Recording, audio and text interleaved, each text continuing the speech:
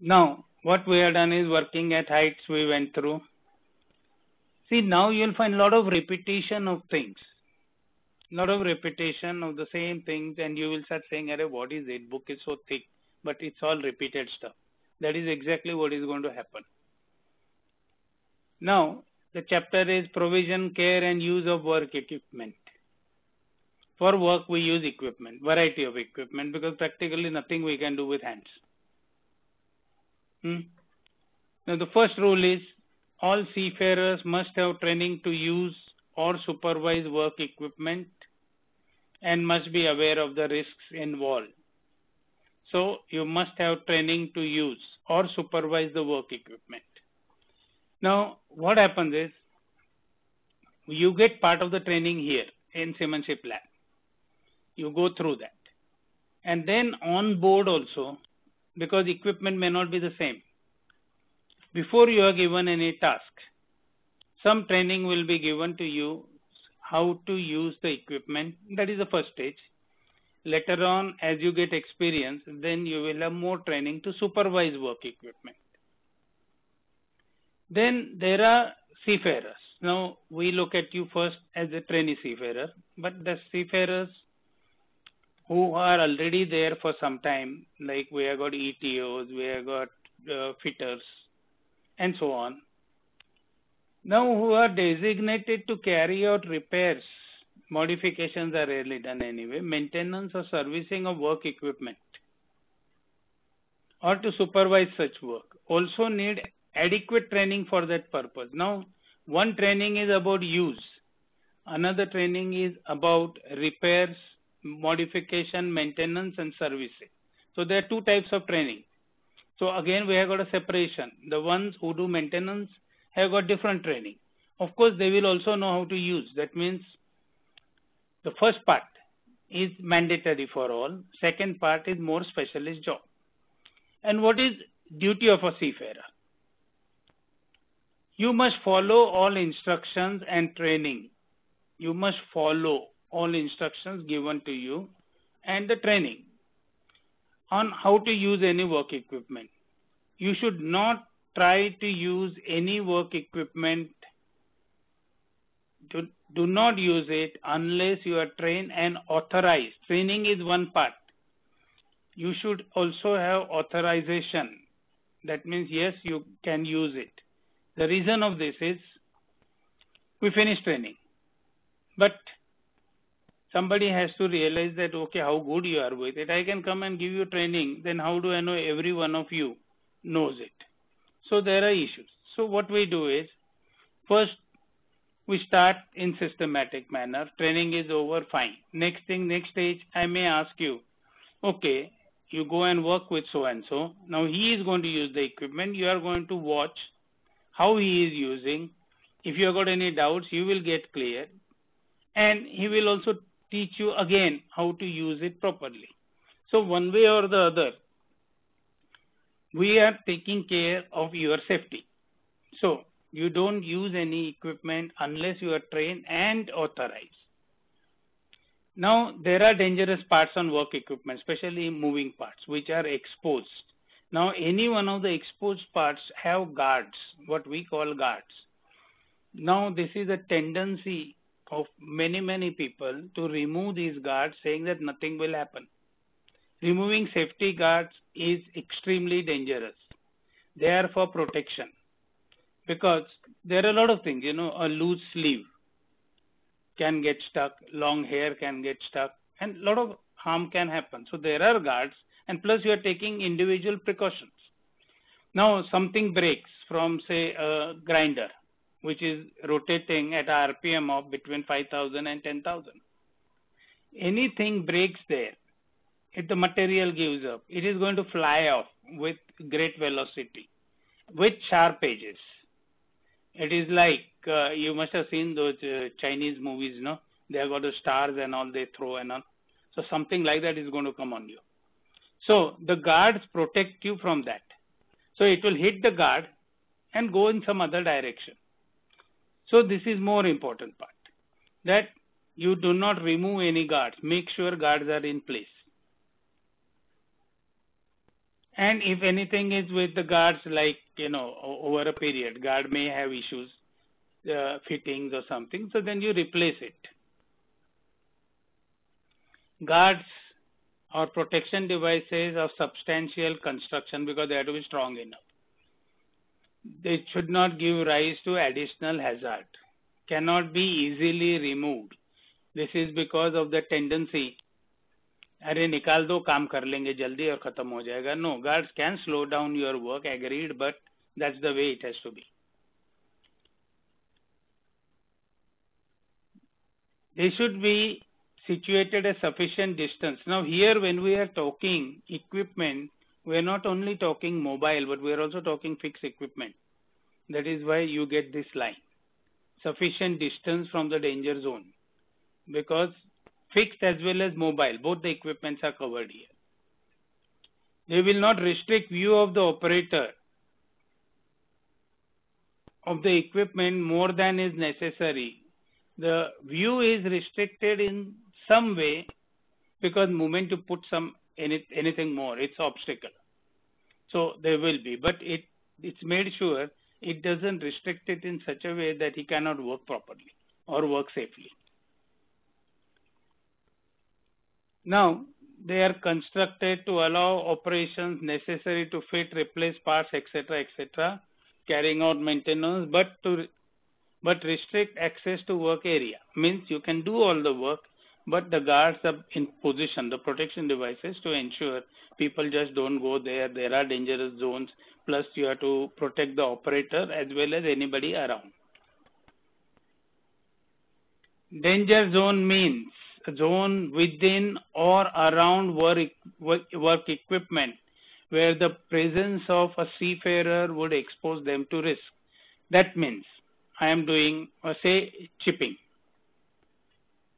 Now, when I do chipping, a lot of parts will fly. The old rust, when you hammer it out, it flies off. So, I don't want anybody close by. If anybody is close by, something may fly off and hit the guy. That is rust I am talking. Now, suppose if I am using grinder, sparks are flying, small particles are flying. Then a disc may break and fly off. It will fly away from me because I have got a guard on the equipment. But there is another exposed area where it is taking off rust and throwing it away. Now, if you come in that area, that danger zone, you can get hurt. So that is what we mean by danger zone, within and around work equipment. One is within. Within is that equipment itself has got danger zones, and around the equipment. Then we come to hand tools. First rule is damaged and worn tools are never used, whether they're hand tools, power tools, anything. Damaged ones and worn out, don't. Cutting edges of the tools are always kept, okay, sharp and clean. Why? Because that is the purpose of the tool. Cutting edges is the purpose, so it has to be sharp, clean. Repairs are always done by a competent person, not by amateur, enthusiastic person will go there, अरे मेरे को आता है मैं करता हूँ. No, competent person only. Now this part, whenever practicable, a tool in use should be directed away from the body. Means whatever happens, it is throwing away from the body. So if anything goes wrong, it will not cause injury to you. But when you use the spanners, I don't know how many of you already use the spanners, but if you are using the spanners, that is generally you pull towards you, because that is what is the natural action is. Now when we use spanners, we prefer ring spanners, box spanners, because the handle should not slip off, preferably ring spanner. But there is a way to use it, you will be trained in it.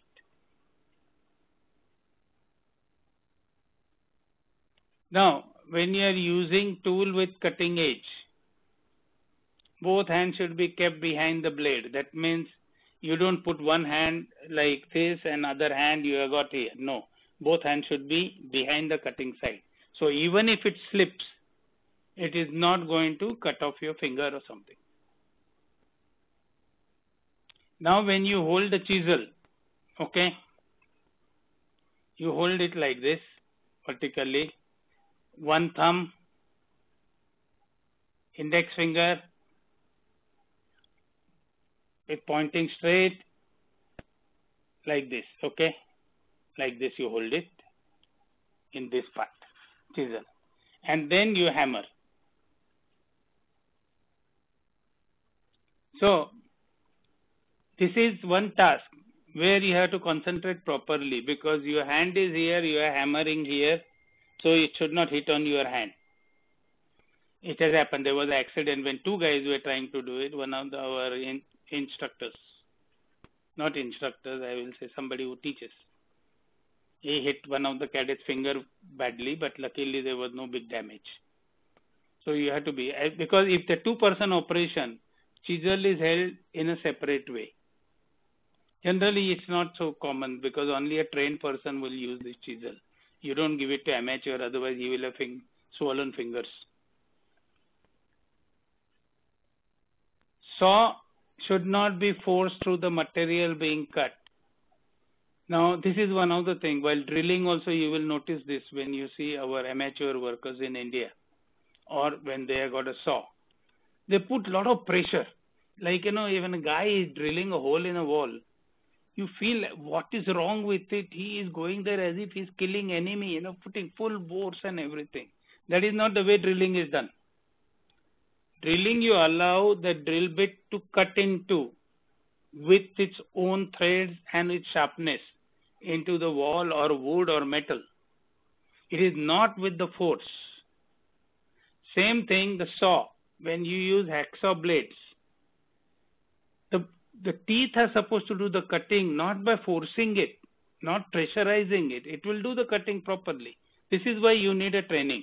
Unfortunately, what happens in India, most of the labor, so-called skilled people are never trained.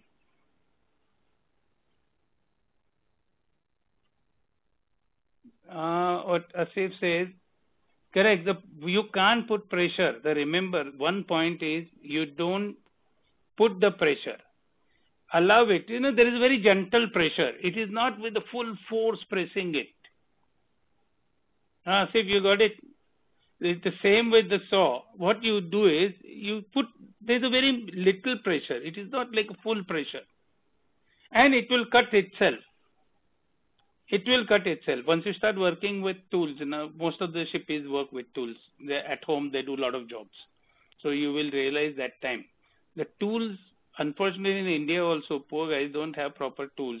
What they get, no training, they just learn on their own. And they keep on doing something, but you can't really help it. But what happens, your finish will never be good if you try to put that sort of pressure and work. Portable power-operated tools and equipment. Power-operated equipment is dangerous unless properly maintained, handled, and used, and must be operated by a trained person. Again, we come back to the same lines. Now, this is one part.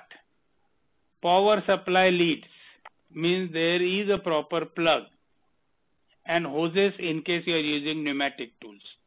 Power supply leads are electric tools and hoses are if you are using pneumatic tools or hydraulic tools.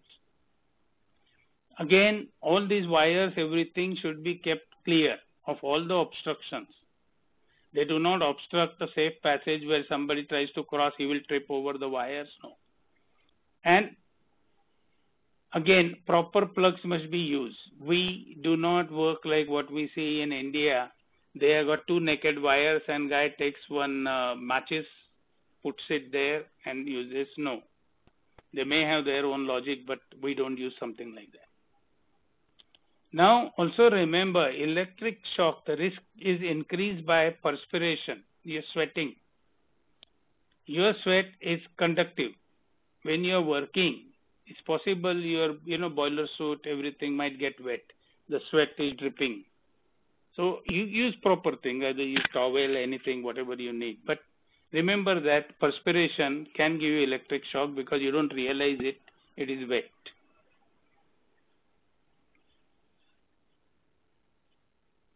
Now, sometimes it happens, you don't have low voltage tools. Normally when we say low voltage tools means the chargeable battery operated types, chargeable ones. Then you have got tools with maybe, depending on ship's voltage, 110, 230, whatever it may be. In those cases, there are special shockproof MCBs. That means as you touch, if there is a risk of shock, it will trip off the circuit. Now this is also fairly ancient, nothing new, because say 35 years ago, I had put them in the house when my son was small. So that no matter what happens, if anybody touches me, my son will play around here and there. So touches, it will trip off. So same thing is used on the ship. Now, all the risk associated with portable electric tools is also applicable to portable electric lamps. Now, portable electric lamps doesn't have a naked bulb like this putter. The bulb is there, and then there is a whole encased thing which makes it gas-proof, waterproof. Now, when you're taking the light around, the connection of the light with the wire, that also is covered with the gland, so that even water or anything is there, it is not going to give shock. Now, that is why you need to be very careful with it. Don't use defective lamps. Use proper ones, tested. We don't use so much of it, but if you have to use it, make sure it is proper, that even if there is a heavy rain, sea water coming, anything, it should not give you shock.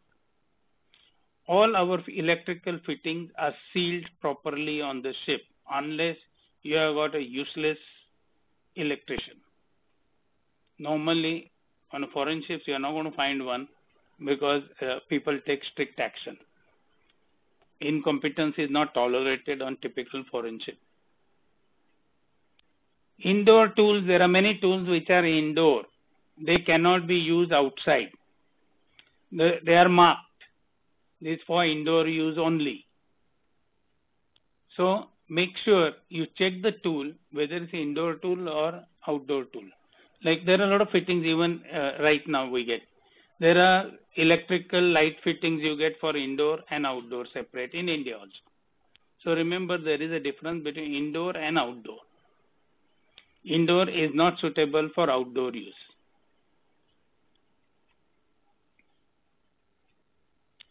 Chain linkages or similar devices are fitted between sections of pneumatic hose to prevent whiplash. It means what? There are two couplings like this. Okay, they are joined here, and there are quick connect couplings. Then we just plug it in. Now there will be a loose chain or something here, loose, so that there is no problem in connecting anything, and it is loose. So in case anything breaks, if it breaks, the chain will hold both the ends, so that it will not go like a whiplash like a hunter.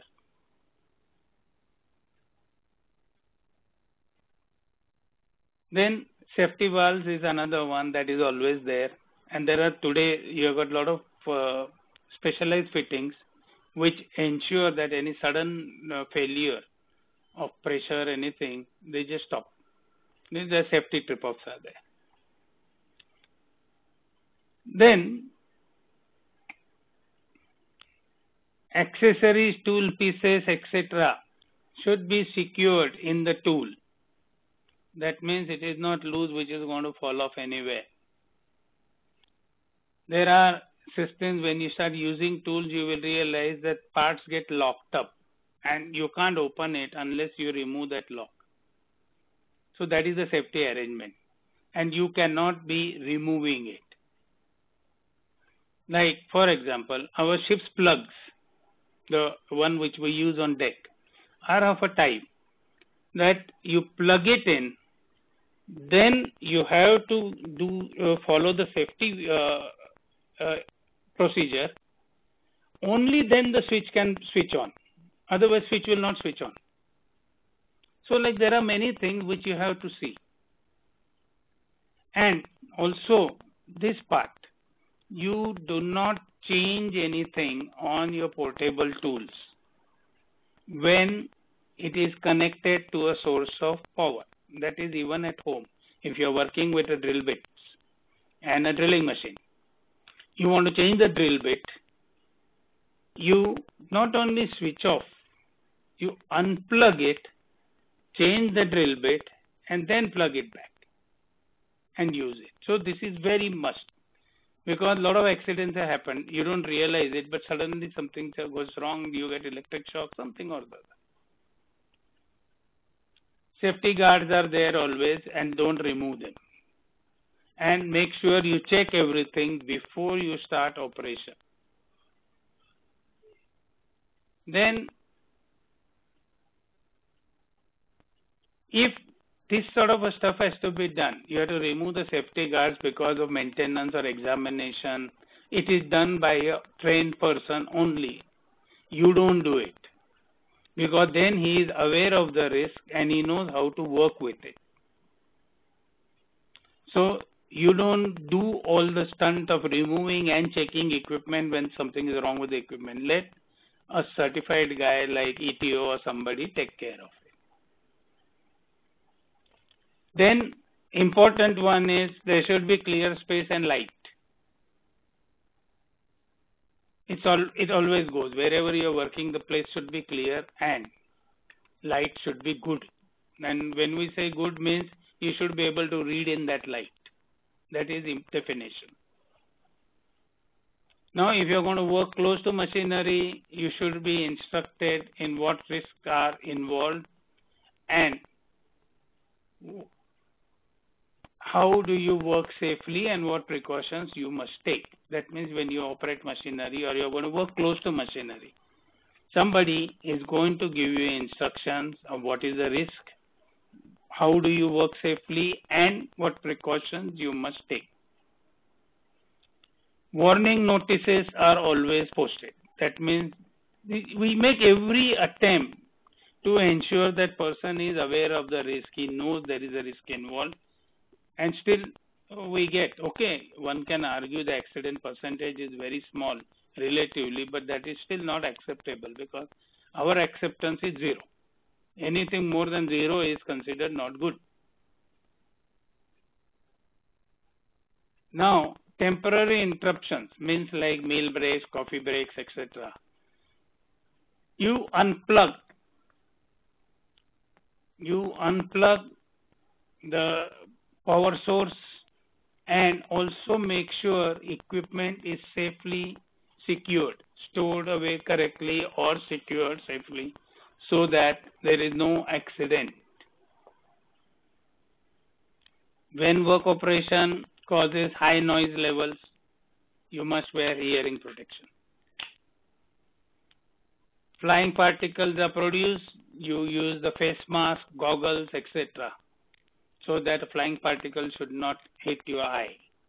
Another common injury for trainees.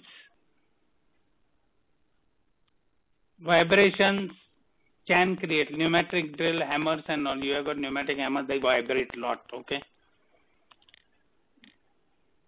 So what happens is, if you do not have some sort of buffering arrangement where you are still going to feel it, like, you must have seen people breaking the roads and all, there is something.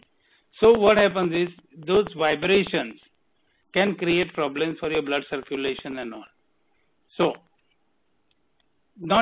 you are not to use them more than 30 minutes without a break. That means if you are going to do chipping, you will work for 30 minutes, take a break, allow blood circulation, every muscles, everything to catch up, and then you restart.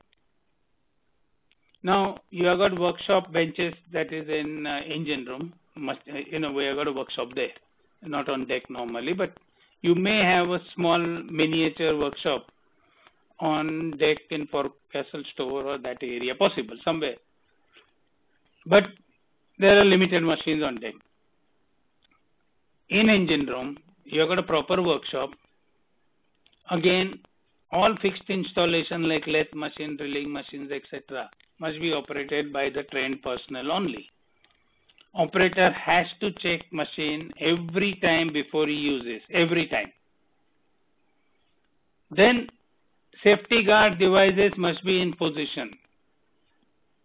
All the tool pieces, drill bits, cutting blades, etc., whatever it may be, must be in good condition, and work area is adequately lit and free from clutter. Now on lathe machines and all, you will find some additional bulbs. There are lights fitted so that your shadow doesn't come there. Because sometimes what happens, the light is behind me, I'm trying to work here, my shadow reduces the light here. So you have got another light to make sure my working area has got a proper light. And free from clutter, because clutter causes accidents. Area must be always clear so that you work peacefully. No machine should be used when guard safety devices are missing. Again and again we are repeating, like in the end of the day, we will have that chandan paste to put it on this.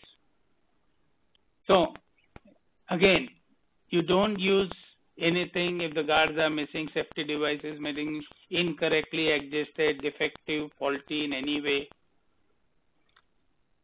If you detect any fault or any problem, you isolate it from its power source unless it is repaired. Because what happens is, especially fixed machines, I find it is defective. I report it's defective, I cannot use it, fine. But it is still connected to power. The next guy comes and without realizing he starts it and gets hurt. That is why, moment it is realized that there is a problem, isolate it till it is repaired. Till then, nobody should go and work on it.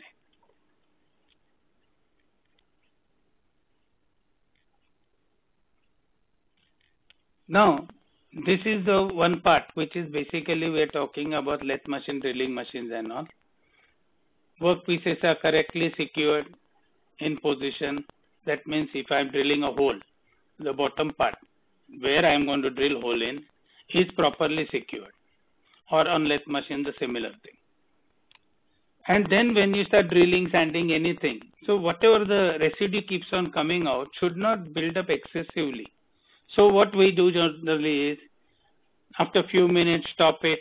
Then there is a special brush, which you brush it off, remove it. And there is a tray to collect it normally. Some sort of containment tray is there.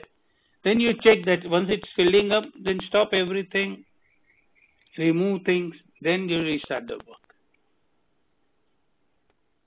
If you are going to leave machinery unattended, power supply should be switched off. Means you don't leave running machines on and go somewhere else. Machine must be off. Like you will notice it, like even on electric drilling machines and all everywhere. You have got switches, they are pressure switches. The moment your finger goes off, it switches off. Those are the safety things. In case it falls from your hand, it should switch off and so on. So similarly, you make sure that do not leave machines on when you are not using. Abrasive wheels, that is you will find the grinding wheels or disc sanding and all. They all rotate at RPM of around 5 to 10,000 revolutions per minute. They are very dangerous ones. Means you use them to cut even bone if you are doing open heart surgery. So you follow instructions only by trained person, no fooling around with it. And they are generally relatively fragile, means they get. So they are generally stored, handled with care. When you use them, you connect it properly. And don't bypass what manufacturer has told you. Like there are, backup pads are there, which are rubber to absorb shocks, because this is rigid. Abrasive wheel is rigid. So what happens is with vibrations and all, it can break. To absorb those vibrations, there is a pad, which is suppose this is pad, abrasive wheel is here. So you cannot use this abrasive wheel without the pad. Don't bypass these sorts of things.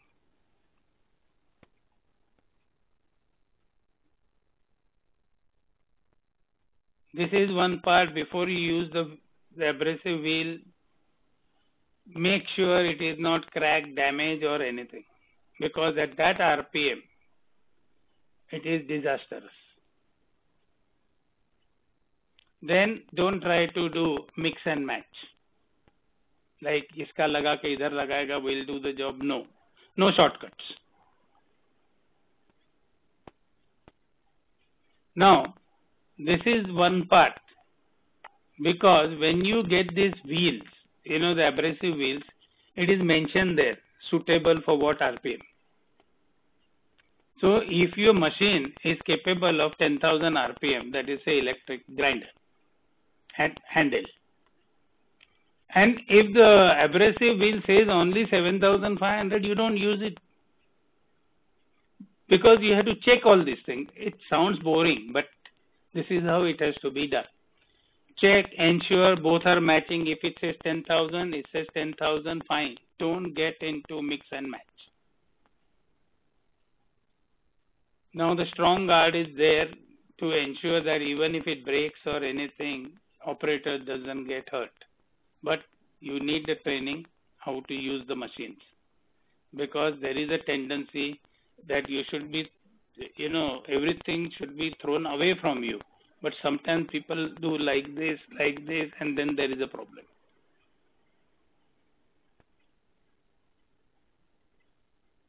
This is one part, okay. Like abrasive pad.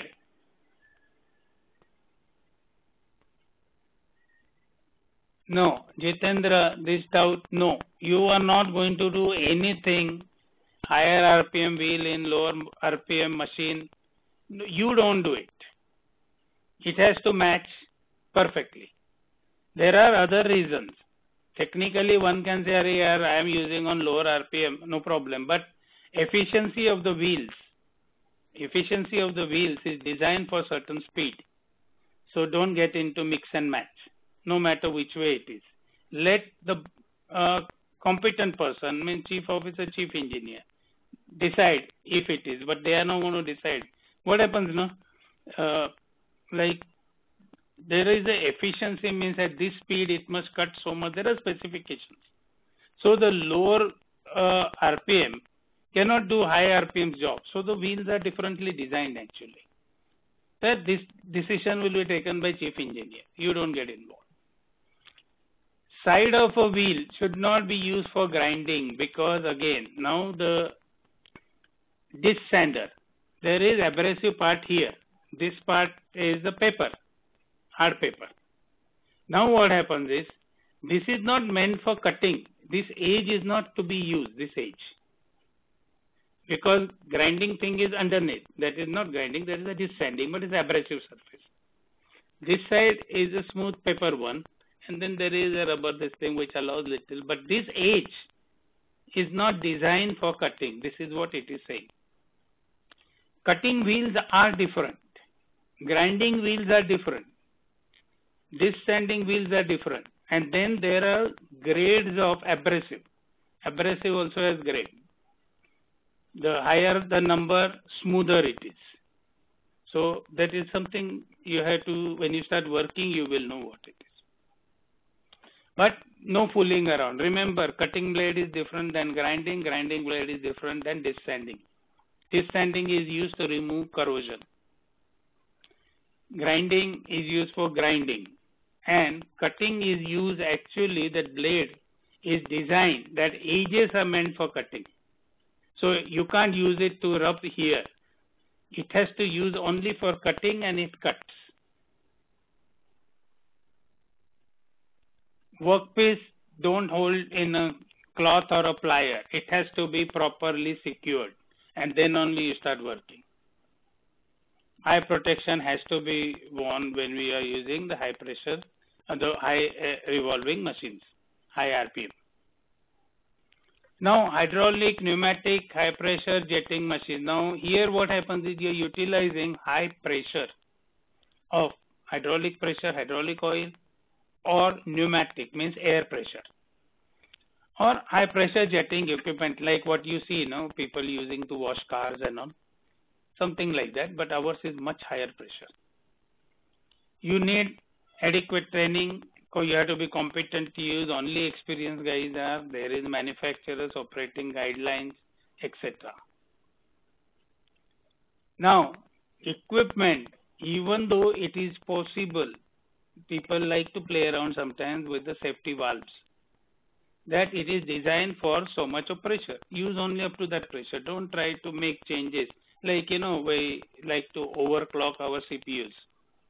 Not recommended, but then people do it. Now, those who know the risk involved and all and doing it's okay. But we don't do anything like this because there is a issue. Your pressure hoses are tested for certain pressures. So if you exceed the pressure, it's likely to break earlier. Then, as usual, before starting work, seafarers must ensure that the equipment and supply systems are in sound condition. Safety devices are there, everything is functioning, etc., etc. Okay. And very important thing is, in this case, like electrical equipment, we know we switch off power when we are not working. Whereas any one of these machines, hydraulic, pneumatic, high pressure jetting, you have to release the pressure before you switch off electrical supplies and all.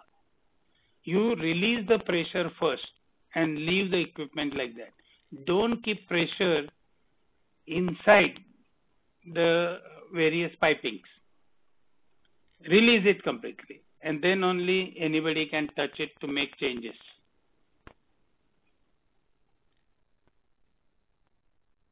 Now this air pocket stuff is like that is bleeding in hydraulic systems, and that is again everybody doesn't do it. Only the person who is authorized to do it will ensure that there are better systems today where they lock up this air in case any air comes inside the system.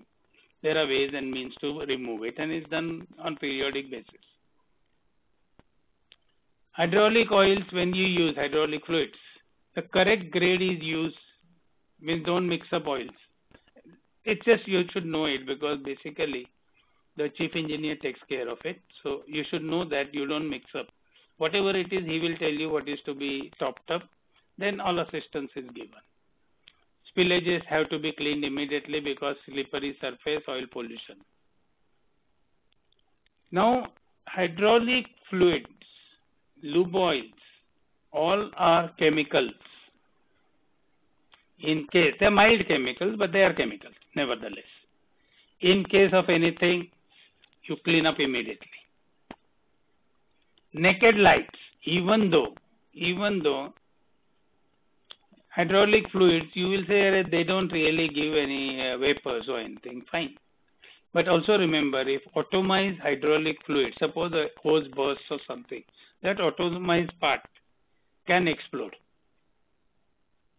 So one has to be careful. As far as we go, we always assume hydraulic fluid, even though we think it is more or less safe, but not necessary. What we do is,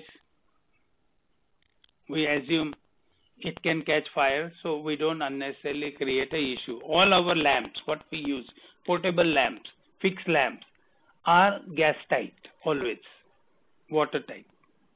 Okay, waterproof. This is what I was saying. The high pressure release and all is extremely dangerous because it will just penetrate your skin and go in as if you have been injected. So when you deal with high pressure systems, you need to check and ensure all hoses, everything is okay. Just one tiny one, it may look like something is shooting out. Believe me, that pressure is enough to poison your blood completely. Because that is how we give vaccination to masses. There's a pneumatic gun. You just keep it away and it goes in. Because you can't keep on using injections. It happens when there's a large movement of refugees and all. You'll find this in action. Now, you need proper PPE. Then all the high pressure systems notices are there. Then there are the areas to warn there is a high pressure use in this area. Stay clear. Don't go there. Now, compressed air. When you use the hose, you should know what is the safe working pressure of that hose. You cannot use excessive. You just use the right pressure to do. Most of the tools are designed for 8, generally is around 8 pressure of compressed air, 8 atmospheres, 8 bar. And hydraulic changes depending on the use. This playing around should not be done. This happens with Filipinos also have got habit when we do a lot of dusty work. How to clean. So guy takes the hose, opens it and starts blowing himself. Don't do this. For many reasons, but don't do this. This sounds normal at times, but it is not meant for it. That 8 atmosphere pressure. See, the pipeline can have corrosion, internal corrosion. There may be small particles of rust. And you start blasting yourself, you may hurt yourself badly. Hydraulic jacks are there on ships, portable ones or fixed ones. So you have to ensure they are in good. It's a standard thing. Oil level should be above the minimum level. They must be checked, they are in good condition. Then you also release the pressure after the use is over, and so on. Jacking points are there, like cars and all, you know where to put jack. You don't put it anywhere and start jacking up car when your car is punctured. Same way, you have got a jacking points.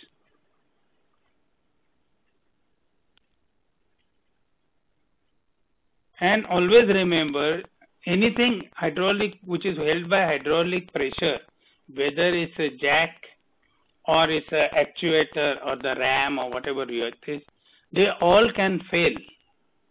It is possible there can be failure. So you don't put your hands anything anywhere. We also have a safety precaution that we jack up something, then we put something so that even if it fails, it will land on that. But use all the equipment properly. Bulldog grips, those are wire clips, like U shape, then there is a small part here and then there are nuts. So in between, you put the wires and you tighten here so that wires can be joined. It is always discouraged. Why? Because it is only used for lashings, but in working tools, you don't use it. Now, there is a way to do it, how you do it, but we discourage it as much as possible for lifting wires, mooring ropes. Lashings, you don't have many options, you use it. When there are a lot of vibrations, you don't use it because vibrations, what happens is, like I showed you, here you have got nuts. These nuts can get loose. And then whatever you are holding together will slip off. Don't use it with plastic coated wire ropes. Why? Because the plastic is a soft material. You will never be able to tighten completely. And in case there is any heat generated, the plastic might get burnt off and it will slip off. Then where they are used, okay, there are places they are used and there is a specific arrangement how to use it. Follow manufacturer's instructions. Okay. So that is where we have been through now. This part, the safety with work equipment. Next one, we will just start before you all start, sir, ho gaya, bhook lagi. Battery room, because battery room is a relatively small one.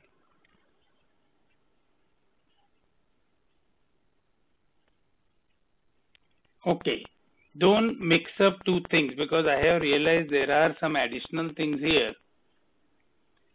You know, lifting plants operation is something else altogether. Now, storage batteries. Now, there are two types of batteries. One is where you have got, like, you know, a ship may be having some moving equipment which is operated by batteries. So those ones are the battery packs, the big ones, which are like you put it on charge and exchange it with the equipment So equipment keeps running and the spare batteries are getting charged, like forklifts and all on some ships. But we are not discussing that. Now we are looking at a room where, battery room, where the batteries are charged. Now lead acid batteries, if you have, they give off gases, hydrogen and oxygen, because that is how the charging takes place. They are chemical batteries. They store. So that creates a problem. Now your hydrogen is highly inflammable, oxygen supports. So that whole place, if the gases accumulate, becomes like a bomb. So there is always a ventilation. Normally natural one, because most of the time battery room is like your maybe standard bathroom or 2-bathroom sizes, because ships keep batteries for emergency power supplies to specific equipment, and otherwise ships have got emergency generators. So there are very few.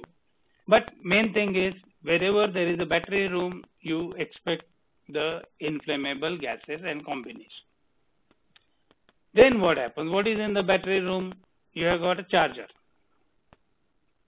Correct? There is a charger. That's why we say battery room, because batteries are kept there, chargers are there. Chargers means there is a live electric supply given to battery terminals. Now, battery terminals will be close by. Like if you have got an inverter at home with 2 batteries, 3 batteries, whatever it is, you will realize how the connections are. Similarly, you have got a bank of batteries here. There are many batteries because total voltage has to be something and so on. So there are a lot of naked connections. Again, remember, what kills in electrocution? It is not voltage, it is the amperes.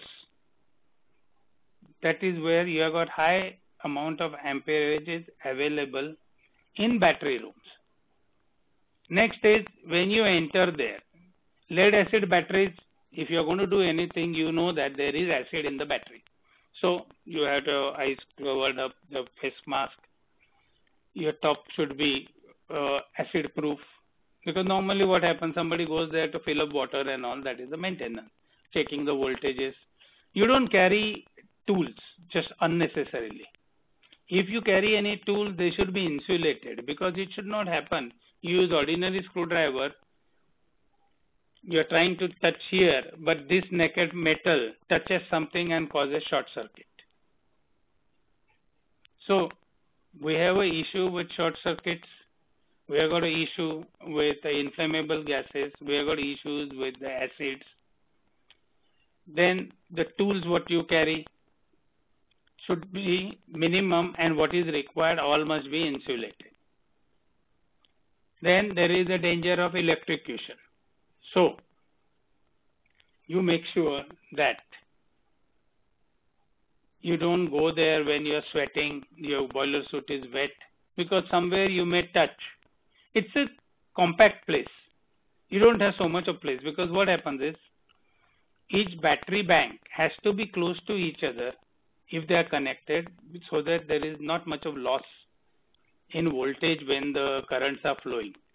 So they are generally close connections. So it is compact. In between you will have some space, but when you start working, everything is very close. So you have to be very careful. You ensure that nothing should cause a spark. Now we saw all electrocution, anything, all the other points. Now, you should not cause a spark there, because you have got inflammable gases there. Even though when we enter, we make sure we take the reading that there is sufficient oxygen. We generally keep the door open, allow open, air to flow freely, and so on. We don't store anything in battery room, nothing, which can catch fire, especially.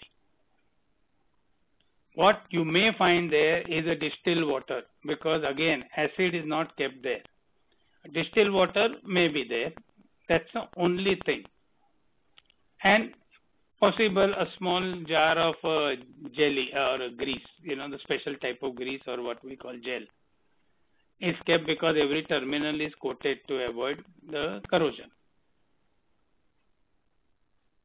Then circuits are not overloaded. It's actually a fixed system. Means you don't have like terminals and you start connecting. There are terminals which are connected, and there is a proper system because these batteries are not removed.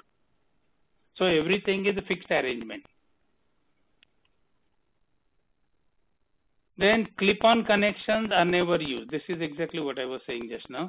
That clip-on is not there. They are permanently connected. There is a charging board which tells you what it is. There are switches which you use to know how much is the charge, and so on. Metal tools, like I mentioned, we don't use them. We use insulated tools. Jewelry, watches, rings. This is the dangerous part. Specifically, you realize things. You cannot be wearing gold chain there and go and bend and the chain touches something and causes short circuit. You cannot have rings. Your watch can touch because you have got metal belt. You can't be wearing a kada there because if it comes in contact, you can have a problem. So no jewelry, nothing. And if it causes short circuits, it is going to hurt you because the burns, electric burns are quite bad injuries. Now, the battery chargers, all the live circuits are switched off when guy is working on it. And that is our standard procedure, that if you're working somewhere, you remove things like, all electric connections are isolated. Same thing is followed here. Then battery charging system is also one of those systems. It charges at specific rate. Don't modify anything. Leave it as it is. Vent plugs should be screwed tight when connections are being made, broken. That's a standard procedure.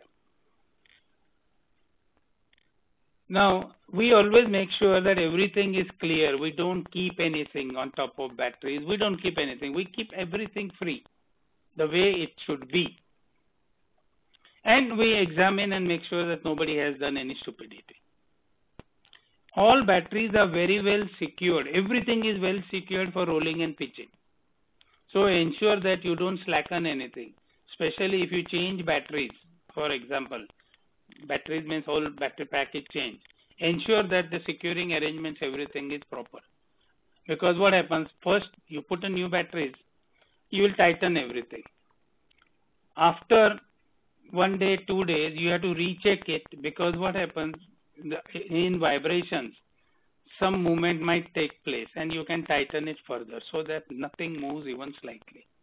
Modern ships probably are going to get not lead acid batteries, you are going to get modern batteries which are solid state batteries.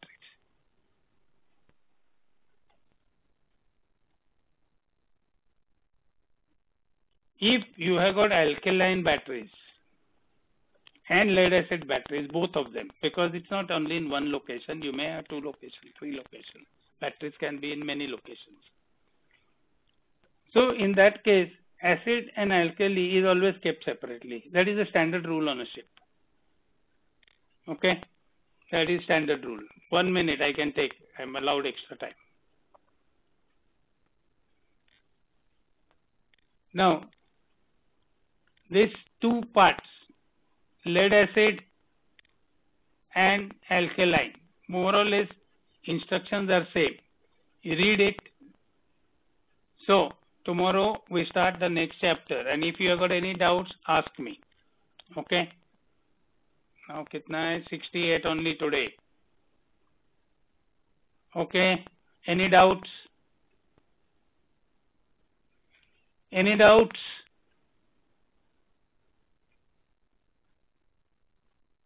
No. Okay. Even if you have got any doubts, tomorrow you ask me. No issue. Okay. I will end the meeting now.